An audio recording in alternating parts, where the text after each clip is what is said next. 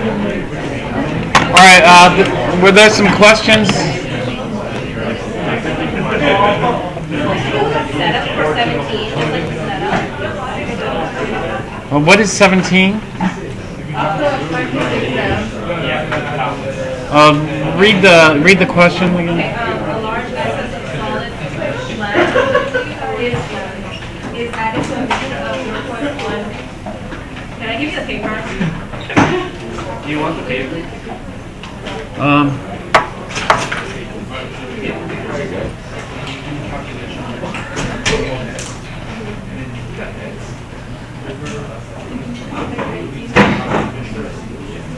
17, you just set up the ice table. The ice table? Yeah. So do you want to reset it?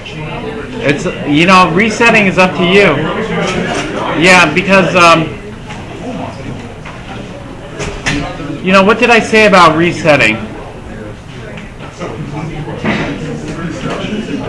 If you have no problems solving it, then you don't need to reset it. It's just when people run into problem solving it, then they'll think about resetting it.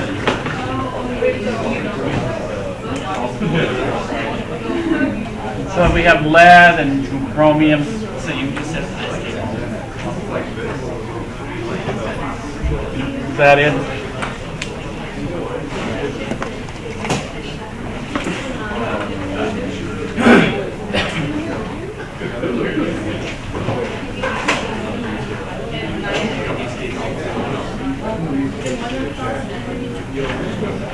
Here you could just leave it. Which way does the reaction proceed?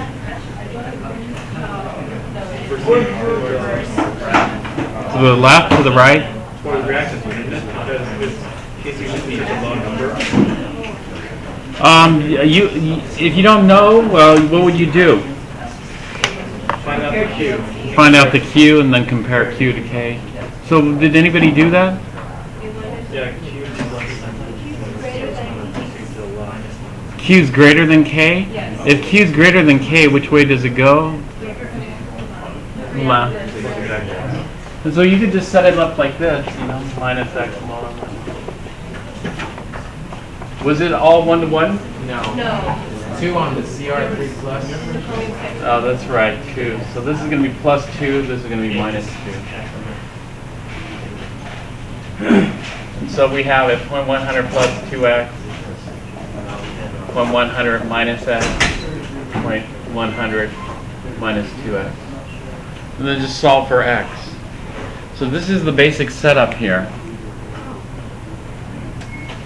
And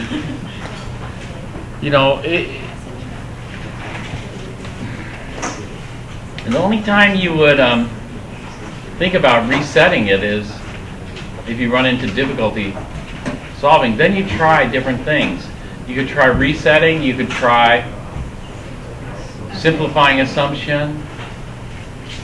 Those types of things you would start to think about and start to pursue. And so you would try, you try them all. And the thing to do here is, once you start to become more familiar with those techniques, then you always have those as an option. And so somebody can say, okay, do this, step 1, do this, step 2, do this, step 3, but it depends on the problem itself. And so just try to solve it. Do you get stuck? If you get stuck, then try something else. There are different ways you could do this. You could just leave it like this, and then because there are 3 techniques. Sometimes you gotta reset it. Sometimes it's mandatory to reset it. Why? Very large difference. Yeah, sometimes you gotta reset it because of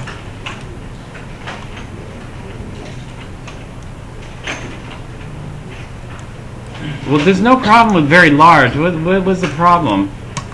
Or very small, Can somebody tell me what the problem was for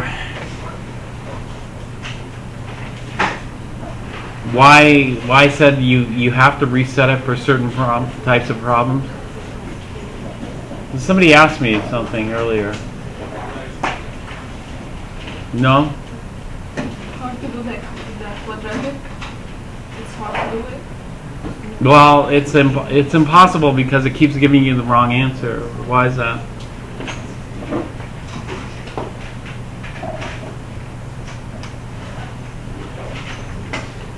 You know, basically, if you have trouble solving a problem, or if you end up with the wrong answer, you know, something that's obviously wrong, then what are you going to try? You're going to try different things, right? And you should try different things to come up with the correct answer to that. What are the different things that we talked about in class? You know, I don't really have a time to lecture about, you know, a review lecture about this. But, you know, what were the different things? Just name them for me. You could try SA, simplifying assumption. You could try reset. You could try. Quadratic. Well, the quadratic, that's not, you know, there's always quadratic, you know, but quadratic we got the calculator. Quadratic's not difficult. Quadratic's not going to stop you necessarily. You know. You could try guess and check or successive approximation. So those are the tools that we apply. The more comfortable you are with those tools, you know, the faster you're going to be on tests. And the thing is, it's like the jungle path analogy where, you know, I know, like, I look at a problem and I go, okay, the best thing to do for this problem is to do this, then this, then this. But not everybody's going to think the same way. You know, some people will go down the wrong path. But even if you go down the wrong path you just, like, you get stuck, you just do what? You back up and try a different path. The more familiar you get with the paths through the jungle, the less of this backing up you have to do, and the more likely it is just to pick the right path and finish the problem. But since you haven't had that much practice, the best thing is just, you know, if you go down the wrong path and get stuck, there are other alternatives. Okay. All right, that was one question. Another question that came up was number 6. Was that? Number 6 is different than number 5. In what way is it different? It's not an inert gas, right? So you're adding what, product or reactant? Product, which means it shifts left. So you have too much product, you got to shift it left. Okay, other questions?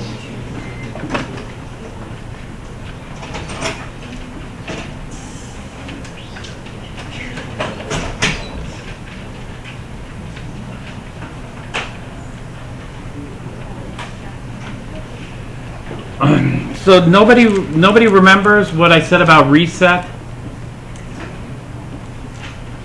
No. Huh? What are the reasons for resetting? Yeah, then that's good because you get more. Right, and then there are other reasons as well.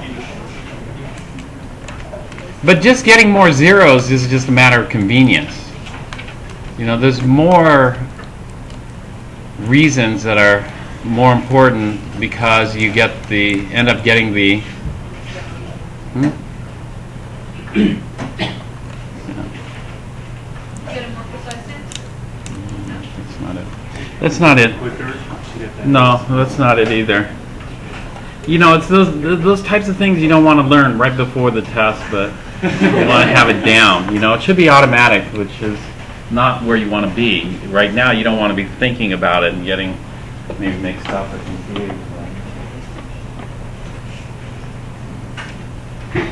But we aren't having the test right off, so you still have more time to digest the material.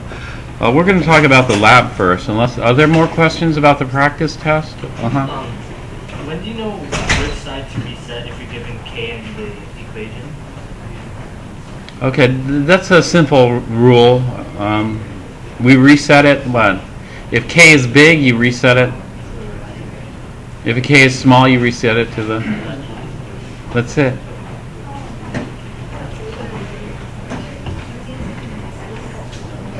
Okay, what else? Any other questions?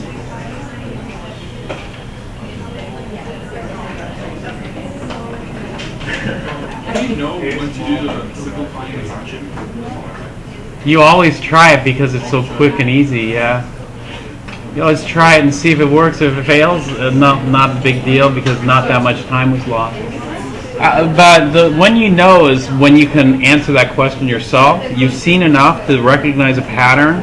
Once you see the pattern, and then you get an idea of when to know. And when you're checking it, you know you have like a 2x coefficient 2. Do you check it by like 2x over the initial? Yes. You have to use You have to use the coefficient. It has to be the total change over the. So it could be 3x, 2x, 1x. It depends on the change.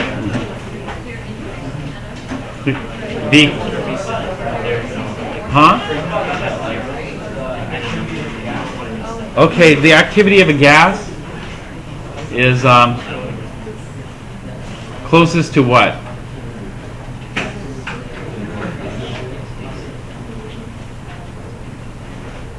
What is the activity? If somebody asks you what's activity, what would you tell them? Just concentration, or would you tell them something more specific? Effective concentration. Effective concentration for a solution. Well, what's the difference between concentration and effective concentration?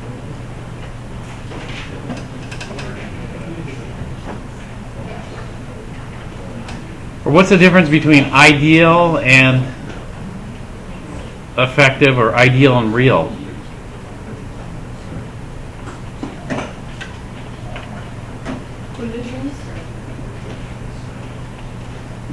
Yeah, collisions and other stuff.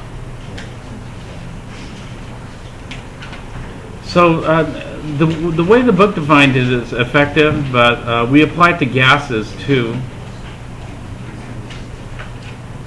And so using what you learned about aqueous solutions, how would activity be applied to gases?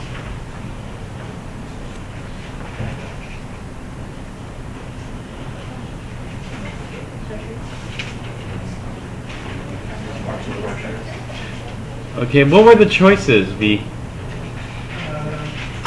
Real, ideal,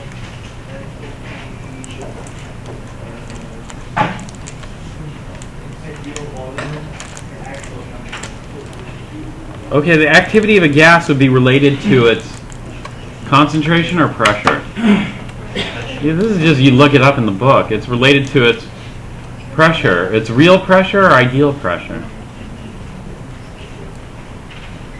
What's the whole concept about of activity? What's that all about?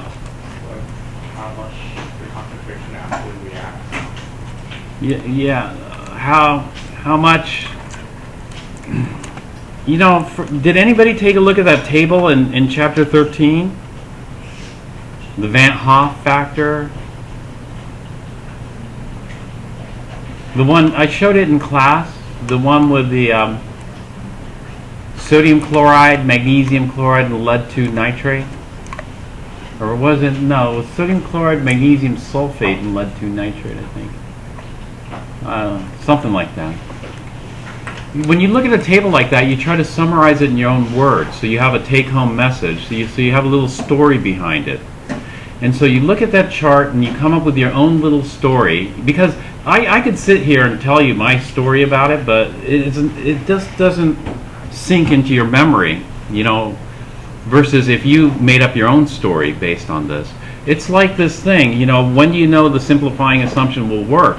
Well, when you've seen enough, you'll recognize a pattern, and when you recognize that pattern, then that pattern sticks in your memory, versus somebody who tells you, oh, you take the K over initial ratio, or you take the initial over K ratio. And if it comes out bigger than 10 to the fifth or comes out smaller than 10 to the minus 5, then it should work. But not guaranteed, but it should work. You know? Versus if you see a pattern and then you'll see it. And so the situation with that chart is, yeah, you see a bunch of numbers there, but do you see a pattern to the numbers?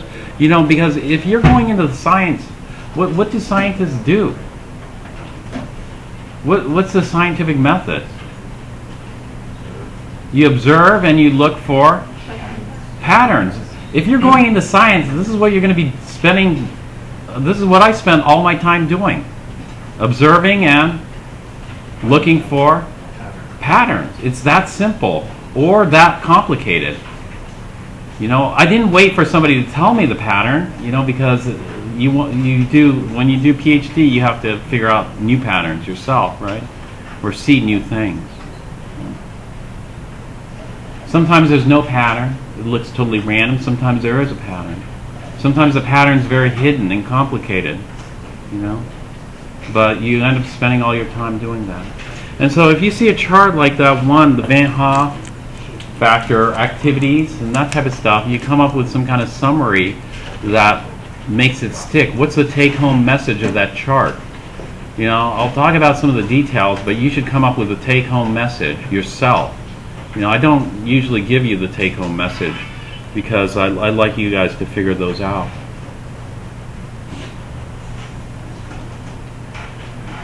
And so, all right, to answer your question, it's real gases, you know, real pressure. That's it. Why? Well, you know, you have to explain that. So the correct answer is real pressure. Okay, what else?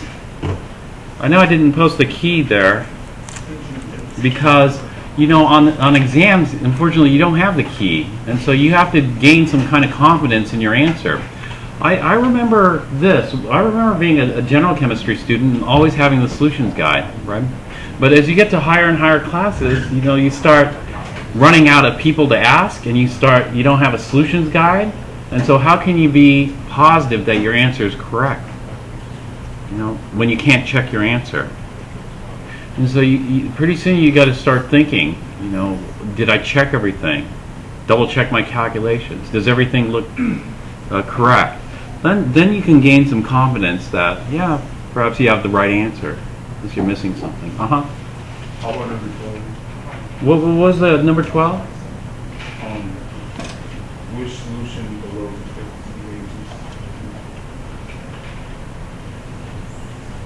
the Well, there you could go for memorization, or you could know pattern. Can somebody answer that? Okay, why?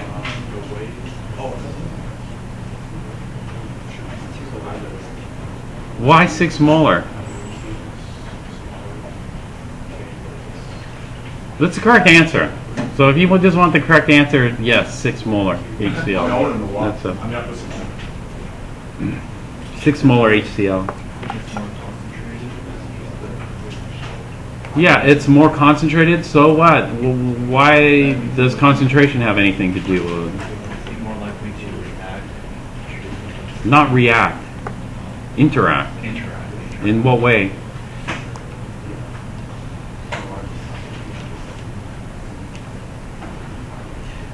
There are different levels of pattern recognition. You know, one pattern recognition is, oh, you know, this happens, you see this trend. And then you can apply that pattern to new things, you know, that you might have seen. And then you try to get a deeper understanding, something underlying this. So the hypothesis for that pattern is basically what? That at higher concentrations, You'll get more interactions. yeah, So it won't behave like you. Right. Less likely to behave like you. okay, good. That's good. So as the concentration goes up,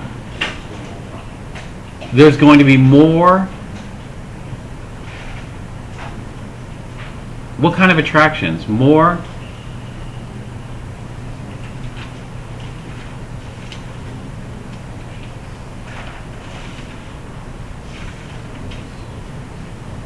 ion pairing.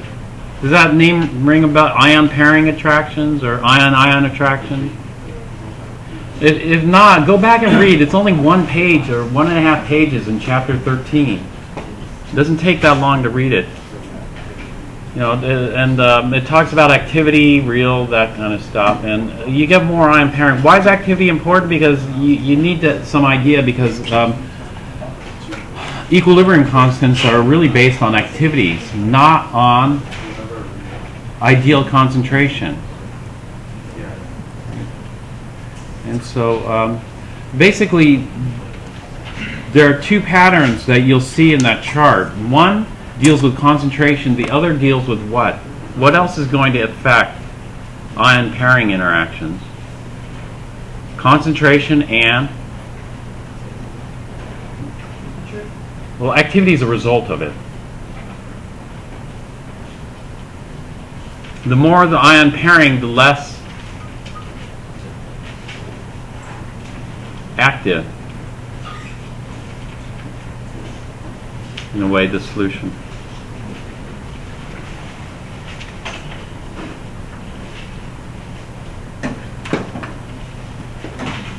What else? If you go back to the chart, why did they have the 3 compounds? Sodium chloride, magnesium, whatever, and lead 2 nitrate. Why did they put 3 different compounds? Why didn't they just put 1, sodium chloride, and look at the different molarities?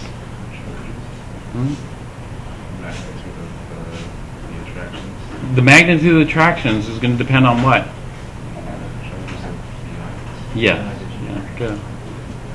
So it also depends on the magnitude of the charge, which we call charge density, on the ions. And this is going to impact it. And so HCl for sure, 2 ways. One is with greater concentration. 2, it's got a higher charge density on chlorides. Chlorides being smaller. Well, what else?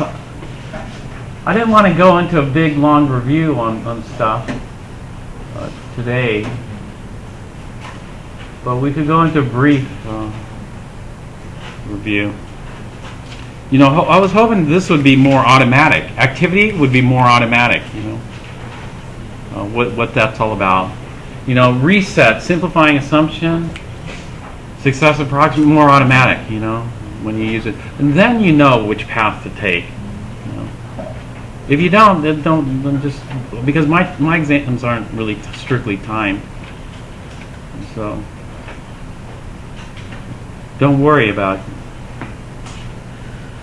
going down the wrong path. You can back up and fix it, or try something else.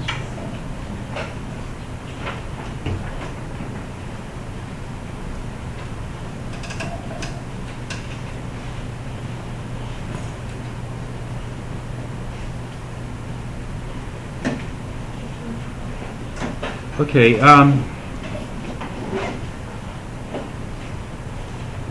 So, TJ, did that answer your question? Okay. What other questions do you guys have?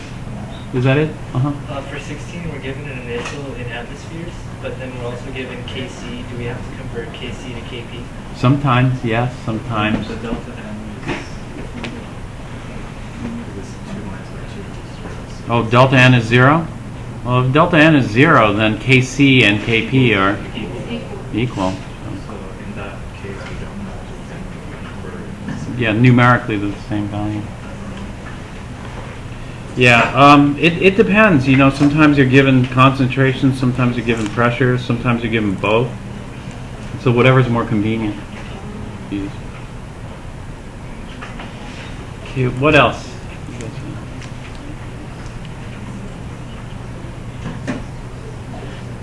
All right, if that's it, I want to talk about lab today for Thursday. But before I talk about lab, we're going to, you know, reactions quiz number 2. Reactions quiz number 2. We're not going to have a new reactions quiz this week. We're going to redo reactions quiz number 2. We're going to redo that one because it didn't go so good for a lot of people. And so this is a chance to recoup some points. But I think some people are getting psyched out because it's not difficult.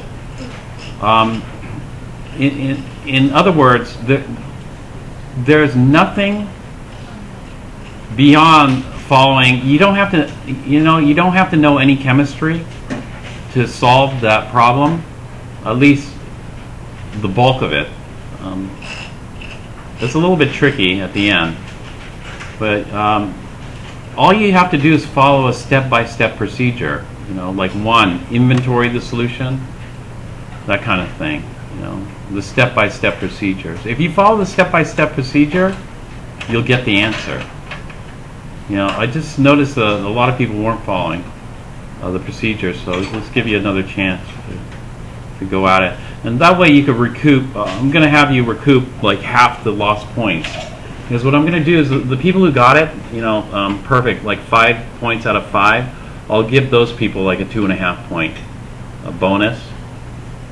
And then the people who lost points, you'll be able to get half of those back. Okay. We could do that, but let's do that on Thursday since we're running shorter on time. But let's take out the lab for qualitative analysis and then talk about that.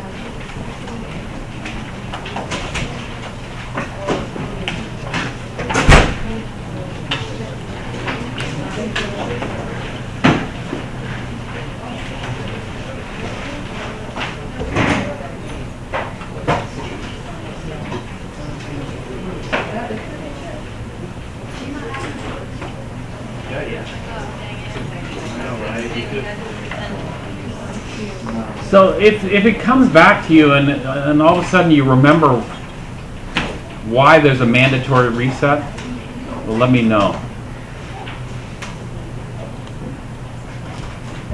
But let's talk about qual.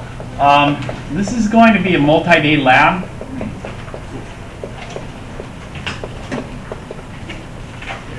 And so what we're going to do for Thursdays, we're going to just prep what you think you can make it through in one day, in one lab period. You don't have to prep the whole thing. It just takes way too much time. And for qualitative analysis, I do the prep a little differently than I would for any other experiment. You're going to want to prep your notebook so it's easy to follow, because you're going to go through the procedure twice. Once with a group, or you could go alone if you want more practice. You could either do it alone or go through it with a group. And when you do that, you're going to run through what's called a known, and the known is going to contain all 10 cations. There's going to be 10 cations in here.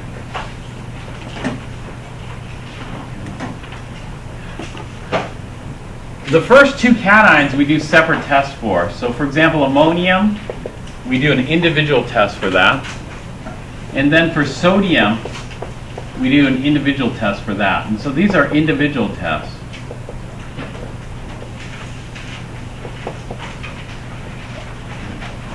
The remaining 8 cations are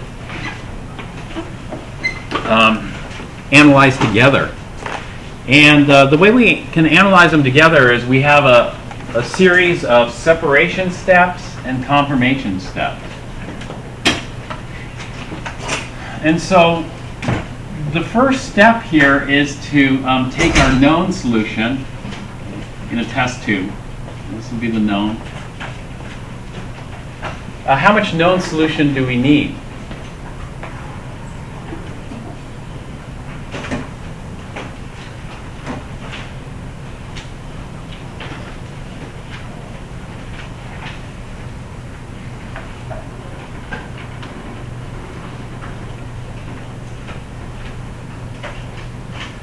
The procedure for this lab is written near the end, before the report sheet. There it will give you some amounts. The first part of the lab just discusses the procedure, what you're doing in a at specific separation or at specific conformation steps? Does it say? All right, how much the first step is we're going to this known, we're going to add HCl. How much HCl do we add, and what's the molarity? Oh, 6 moles? Wait, no, 12 moles. It says 6 moles HCl, and then it also says 12 moles HCl. Moles or molar? Molar. Molar. 6 molar or 12 molar? What about in the actual procedure part? Is that the list of items we need? Yeah. Okay. Go to the actual procedure.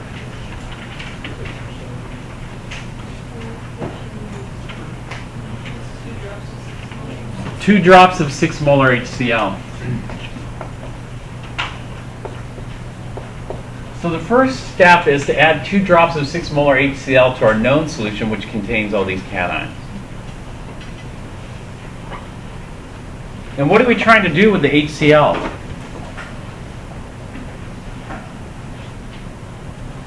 We're trying to separate silver ions from all the other ions.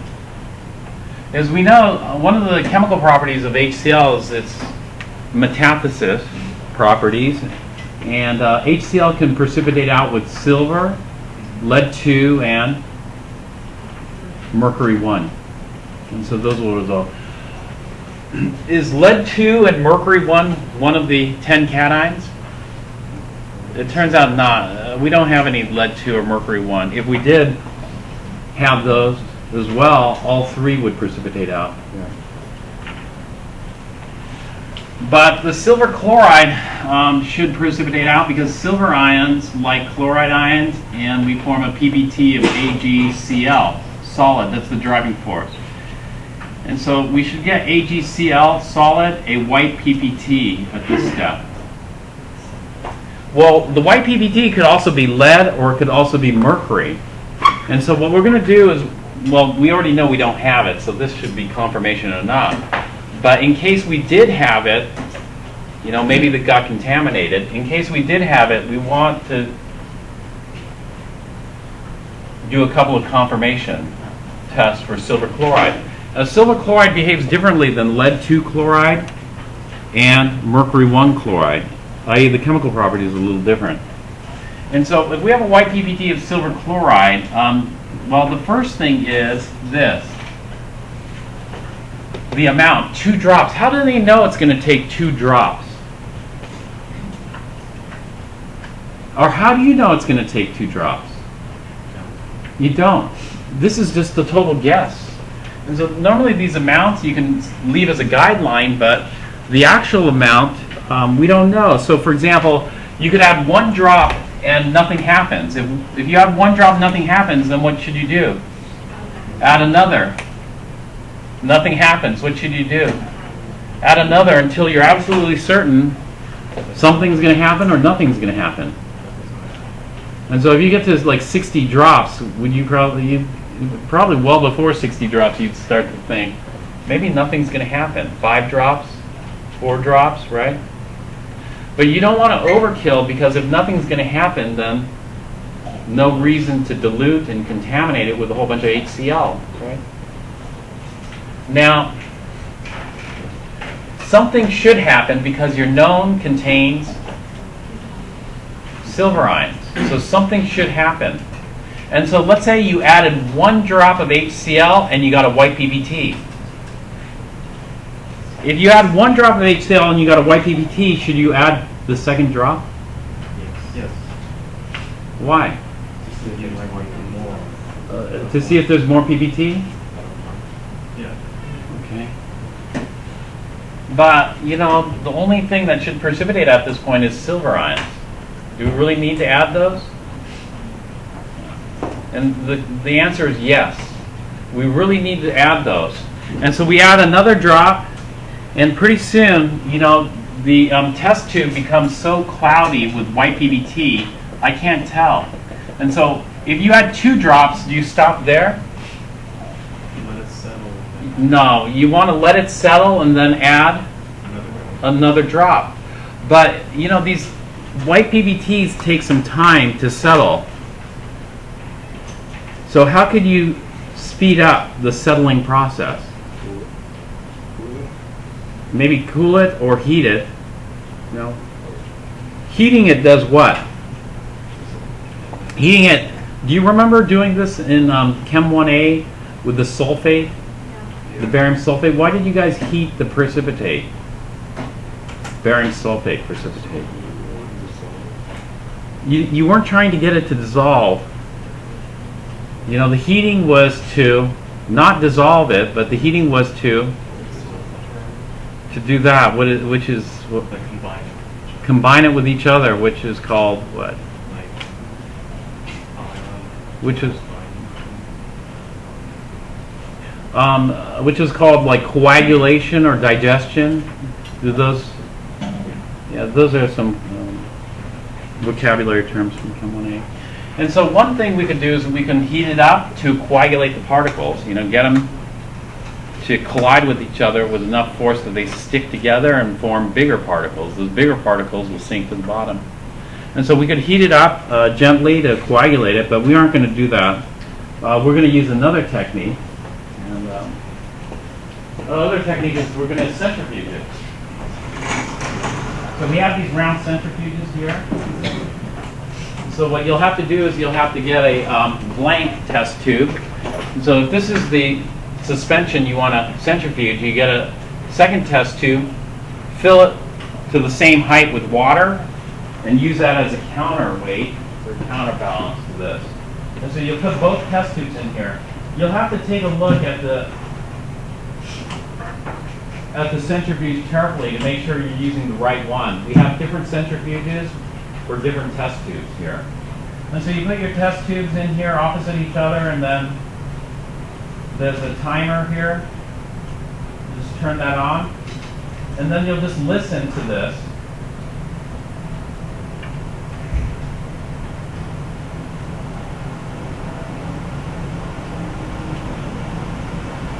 You'll hear the pitch of this change.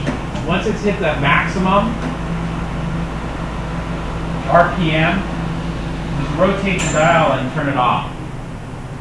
But if you look at this, this thing's spinning very fast, and so it takes some time to slow down.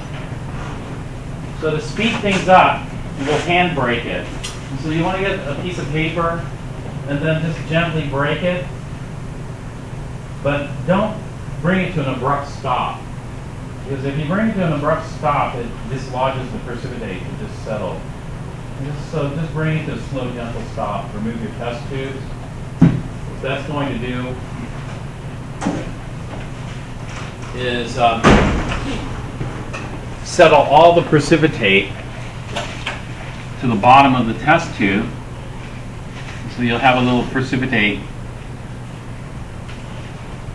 pellet down here. And then the solution above should be clear now rather than cloudy. And so now we can add our third drop. Let's say we still get precipitate. What should we do?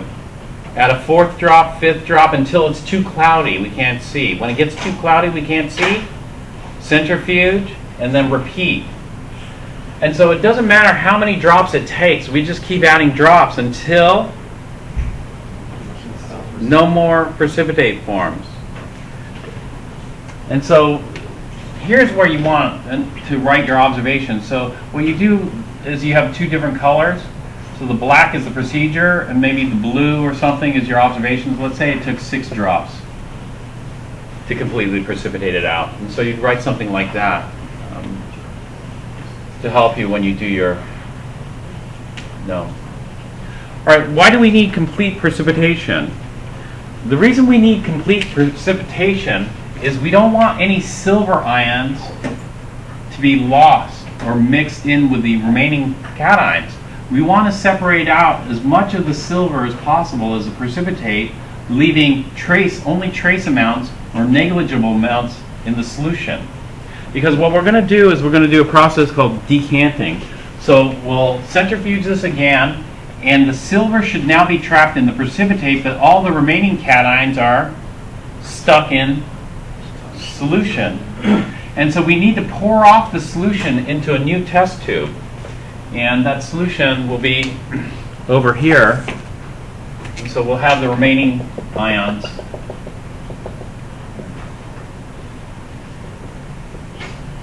Remaining ions.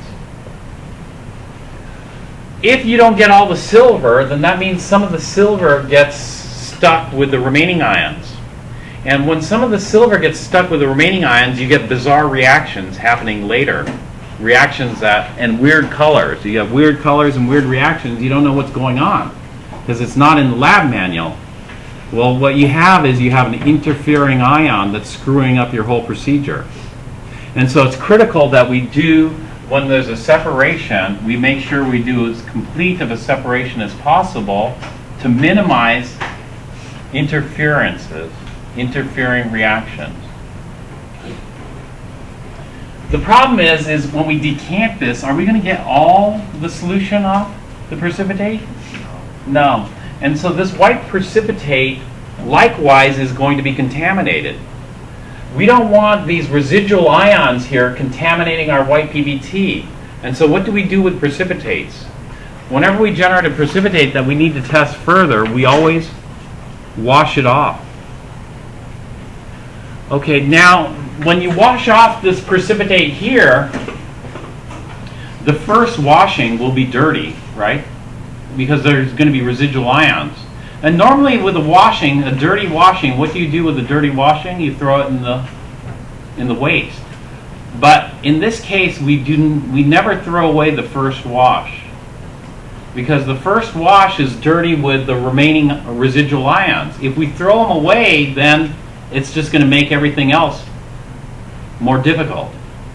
And so what we'll do is we're going to combine the first wash with this test tube over here so that we don't lose too much. You know, because the more dilute it is, the more difficult it is to detect. The second and the third washing will probably have some residual ions there too, but there's a compromise here that you have to make, and that is between dilution and getting that last tiny bit of ions. You know, so for the second and third wash, the general protocol is we discard the second and third wash, keep the first wash. Sometimes, depending on if it's highly contaminated or it's highly concentrated, we keep the first and the second wash, you know, because of the high concentration of remaining ions, throw away the third wash. And so there's a little bit of adjustment you can do here at this point. You don't want to dilute things too much because, one, you're going to run out of room in your test tube, and pretty soon you'll have to switch to beakers. And two, when things get that dilute, it's easy to miss a precipitate. And what you end up having to do is you end up having to boil off the water and make it more concentrated. And so you got to watch out for over dilution. This is why, you know, we aren't going to go crazy with the HCl. We're going to add just enough to completely precipitate and then stop. And so why didn't they write the procedure? Why didn't they say 15 drops? 15 drops should be safe, maybe. They didn't write it like that because it's way too much. And it's going to cause you trouble later. All right, now we've gotten our silver chloride as pure as possible. You know, this should only be wet with DI water. There shouldn't be any contaminating ions on this. Okay, then we do what to the silver chloride?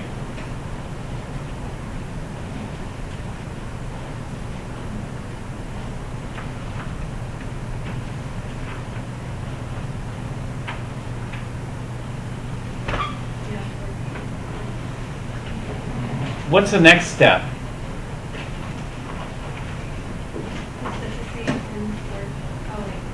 Okay, we got the precipitate. Then what do we do to the precipitate? We dissolve it in ammonia. Okay, what's the molarity of ammonia? 6 molar ammonia. How many drops? 4 drops. Okay, so let's say we add our ammonia and the precipitate dissolves in 1 drop. If the precipitate dissolves in 1 drop, should I add the remaining 3 drops? No. If the precipitate dissolves in one drop, do not add any more. Why? Yeah, one, you're just contaminating with more unreacted ammonia, and two, you're diluting it. And so you're just making your life much more difficult if you add more than what's necessary. Let's say you add 4 drops and not all the precipitate dissolved. There's still some undissolved precipitate. What would you do? You would add more, but make sure when you're dissolving a solid, you want to use a stir rod and crush the crystals out. And so before adding any more, make sure you're vigorously trying to get it to dissolve. Otherwise, you could just be adding it unnecessarily. And so ammonia is unusual because ammonia attacks the silver chloride. Whereas if we had lead 2 chloride and mercury 1 chloride, the ammonia wouldn't attack it. And the reaction goes like this. Silver chloride is insoluble, but what does that mean?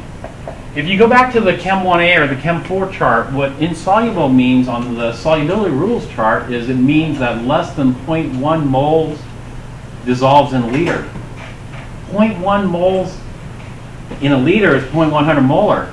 And so if you can get less than 0.100 molar in there, then that's insoluble. More than that, it's soluble. Is that a good cutoff? 0.1 moles per liter is quite a lot, actually.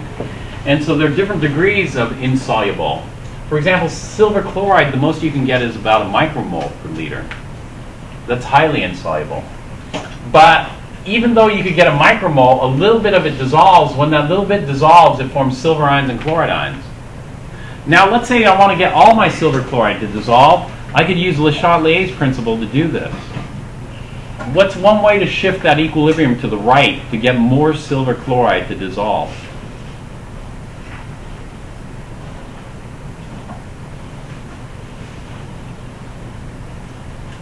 How could I get more silver chloride to dissolve by shifting that equilibrium to the right? Well, Le Chatelier's principle says to do what? Add more silver chloride solid? If I add more silver chloride solid, will it shift to the right? No, it's pure solid. So what are my other options to get this equilibrium to shift to the right? I could add water. You know, what would water do?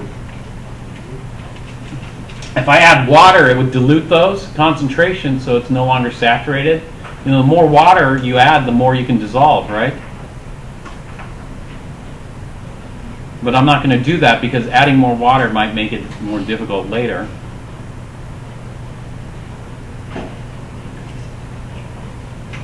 I can remove product. So how can I remove product from here? I need something that either attacks silver ions or attacks chloride ions. So try to think of something that attacks silver ions or chloride ions. Well, we're not adding any HCl. In fact, if we add too much HCl, we've got to add too much ammonia because ammonia is a base, HCl is an acid. And so if we have a large excess of HCl, we need to add a large excess of ammonia to neutralize it. The HCl and ammonia will react first.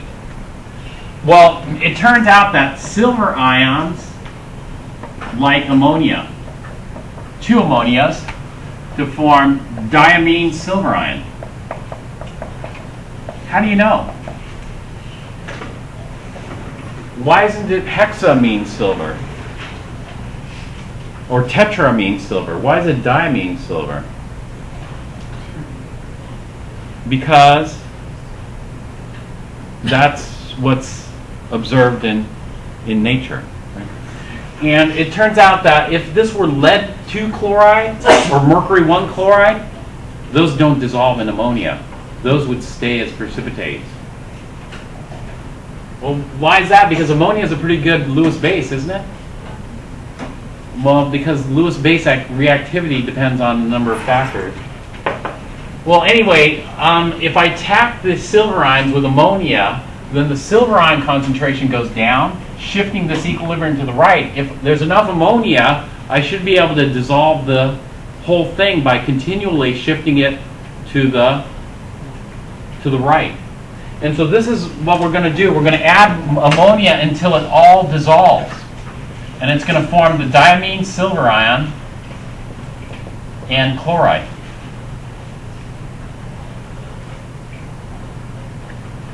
And so if 4 drops doesn't dissolve it all, then what should you do? Add more. You keep adding it until all of it's gone. Once all of it's gone, then we have a solution. And then we're going to add what next? Nitric acid. And what does the nitric acid do? Well, it's going to precipitate back to silver chloride by attacking what? The ammonia. And so nitric acid is an acid, ammonia is a base. We attack the ammonia concentration goes down, which shifts this equilibrium to the left. As this equilibrium gets shifted to the left, the silver ion concentration goes up, which shifts this equilibrium back to the left and reforms the precipitate. And so by adding nitric acid, well, how much nitric acid should we add? Enough to make sure that we see a precipitate. And this is the final step. So if it goes through this whole flow chart, at the end of this step, we say we tested positive for the presence of silver ions. So this solution tested positive for the presence of silver ions. All right, then we're done with this branch. We move on to the next branch. And so the way I set this up in the lab notebook is just draw out the flow chart. You know, we probably have to do it on multiple pages. And then we just put in the amounts like this. You know, the amounts are going to be changed depending on your observations. You know, did you get the white precipitate? Yes. How many drops did it take here? This kind of thing.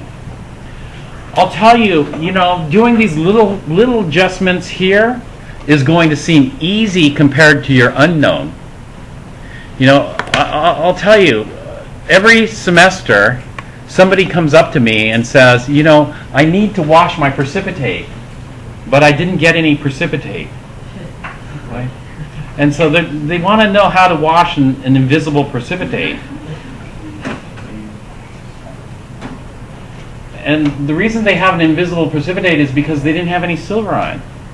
And so if you have no silver ion, are you going to get a precipitate? Well, no matter how much HCl you added, right? No precipitate. And so does that mean you need to wash the precipitate? No. Or centrifuge the precipitate? I've seen people trying to centrifuge a liquid over there with zero precipitate in there. But they're just trying to follow the procedure. They're just trying to do the right thing and follow the procedure as it's written. But I'm telling you, they're wasting a lot of time, because how can you wash the precipitate if there's no precipitate? And so what do? They ask me, what do I do? I say, I can't tell you anything. I can't tell you what to do, because you're unknown, you're entirely on your own. During the known, I can try to help you, but when it comes to the unknown, the only thing you have is your lab. Not lab manual. Lab manual is off limits. The only thing you have is the lab notebook, your notes. That's all you have. And so if you get stuck, you're going to have to step outside and figure it out, or give it a night and think about it. You know, but I'm not going to tell you anything. I'm not going to tell you what to do. Or I'm not going to tell you if this looks right or what you should do next, because you're going to have to figure everything out. And that means making major, drastic changes to the lab procedure depending on what you have, what your observations are. You know? And so hopefully by that time you can figure it out, especially if you get more familiar with the flow chart. Some people don't. They're stuck at step 5C. What do I do here? Step 5C. It's not working. We asked you about the observations, or no? I'm not going to tell you. For your unknown, I'm not going to tell you anything unless it's safety related. You know, I'm worried about mixing this with that. You know, or is this poisonous? Or there are fumes coming off? Is that dangerous? You know, that kind of stuff. Safety related for sure, I'll talk. But anything related to analyzing what you have, no help at all. You're going to be completely on your own, and you can't talk to your neighbor. You know, once you start your unknown, it's quiet. You could talk to your neighbor at home, or outside the class, but not in the lab.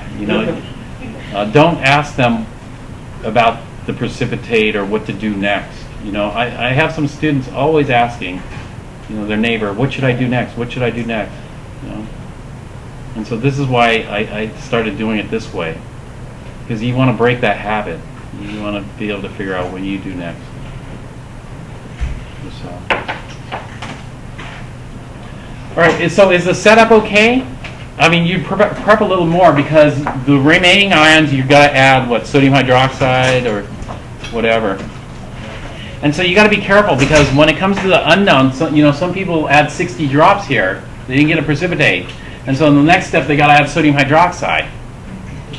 And pretty soon they're using beakers rather than test tubes. Now, this whole experiment should be test tubes. All right, I'm going to stop here. We'll take a break. And